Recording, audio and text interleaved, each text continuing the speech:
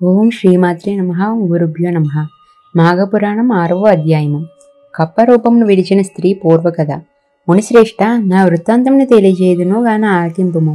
నా జన్మస్థానము గోదావరి నదీ సమీపమందున్న ఒక గ్రామము. నా తండ్రి పేరు హరిశర్మ, నా పేరు మంజుల. నన్ను నా తండ్రి కావేరీ తీరవాసి జ్ఞానానందుడని వానికిచ్చి పెండ్లి చేసెను. అతడు దైవభక్తుడు, జ్ఞాని, నిగర్వి. మాకు వివాహమైన వెంటనే అతని వెంట కాపురమునకు వెళ్ళినాను. మరి కొన్నాళ్లకు మాఘమాసం ప్రవేశించినది. ఒకనాడు నా భర్త సఖి, మాఘమాసం ప్రవేశించినది, ఈ నెల చాలా పవిత్రమైనది, దీని మహత్తు చాలా విలువైనది. నేను నా చిన్నతనము నుండి ప్రతి సంవత్సరము మాఘస్నానములు చేయుచున్నాను. నీవు నా భార్యవు కావున నీవును ఈ మాఘమాసమంతయు ఈ కావేరీ నదిలో స్నానమాచరింపుము. ప్రతిదినము ప్రాతకాలమున నిద్రలేచి కాలకృత్యములు తీర్చుకున్న సమయమునకు తెల్లవారు సూర్యోదయమగును. సూర్యుడు ఉదయించిన వెంటనే నదికి పోయి నదిలో స్నానం చేయుదుము. ప్రభత సూర్యుడికి నమస్కరించిన తరువాత నది ఒడ్డున విష్ణువు యొక్క చిత్రపటమును పెట్టి పువ్వులతోనూ మంచి గంధము, అగరు, ధూప దీపములతోనూ పూజించి స్వామికి కండి చక్కెర, పటిక బెల్లము నైవేద్యం ఇచ్చి నమస్కరింతుము. తరువాత తులసి తీర్థము లోనికి పుచ్చుకుందుము. మన కుటీరముకు వచ్చి మాఘపురాణమును రోజుకొక అధ్యాయము చొప్పున పఠింతుము. దీని వలన మనకు చాలా ఫలము కలుగును. నీ 5వ తనము చల్లగా ఉండునని హితబోధ చేశాను.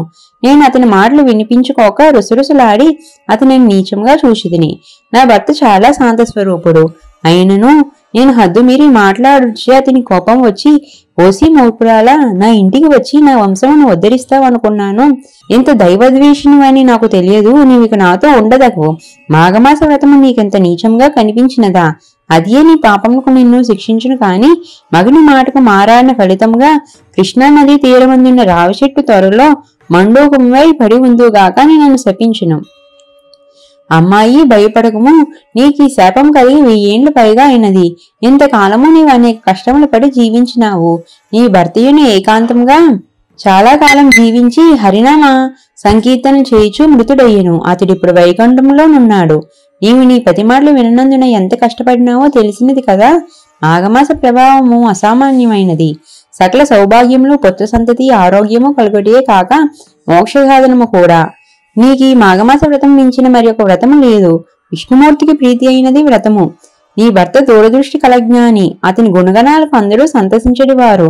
నిన్ను పెండ్లి అయిన తర్వాత తన వంశాభివృద్ధి చేసుకునవలనని ఆశతో ఉండేవాడు. కాని నీ వలన అతని ఆశలన్నీ నిరాశలైపోయినవి.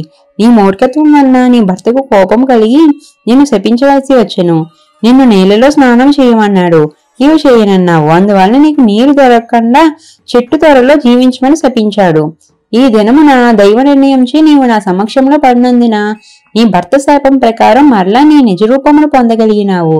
అందున ఇది మాఘమాసము, కృష్ణా నదీ తీరము కాన మాఘమాస వ్రత సమయము నీకు అన్ని విధముల అనుకూలమైన రోజు. అందుచే నీవు వెంటనే శుచిపోయి రమ్ము. స్త్రీలు కాని పురుషులు కాని ఈ సమయంలో ప్రాతకాల స్నానమును చేసిన ఎడ్ల విష్ణు సాన్నిధ్యమును పొందుదురు.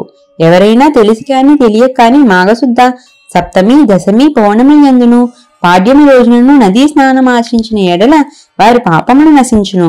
మాఘశుద్ధ పాడ్యమును అట్లనే దశమి, ఏకాదశి, ద్వాదశి దినముల్లోనూ స్నానము చేసి శ్రీమన్నారాయణుని పూజించి పురాణ కాలక్షేపం చేసిన ఎడల శ్రీహరి సంతోషించి మనోవాంఛలు సిద్ధించినట్లు వరమిచ్చును.